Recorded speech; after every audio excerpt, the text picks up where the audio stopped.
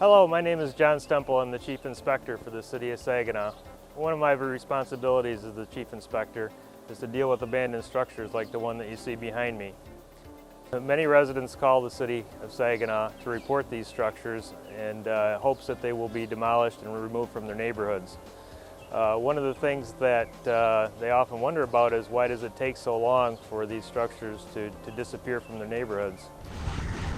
There are many variables which contribute to the length of time it may take to demolish an abandoned structure, such as funding. It costs $6,500 to tear down a typical residential structure in the city. City staff are always looking for opportunities to fund blight removal. We have been very successful in acquiring funding for this purpose, having demolished at least 2,700 properties in the recent past. A second variable is the ownership of the property.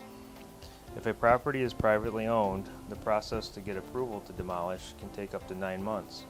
This process includes things like title searches, administrative hearings, publications, posting of notices, and sometimes long waiting periods. It is very important that these procedures are followed when demolishing a privately owned structure, otherwise the city could be at risk for litigation and found responsible for damages. The other category is publicly owned, normally by the Saginaw County Treasurer or the Saginaw County Land Bank. Fortunately, the city and the county treasurer have an excellent relationship, which has led to an expedited process for dealing with blighted properties. The process that I described for privately owned properties is no longer necessary and simply requires permission from the Saginaw County Treasurer. Additionally, the Treasurer and the Land Bank are also committed to helping the city remove blight, budgeting over $1 million this year alone for demolition.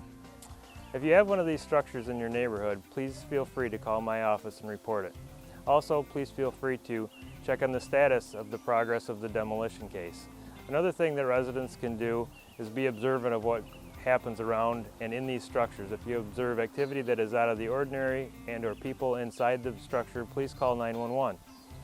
Also, please be patient with the process. Many times it does take a long time.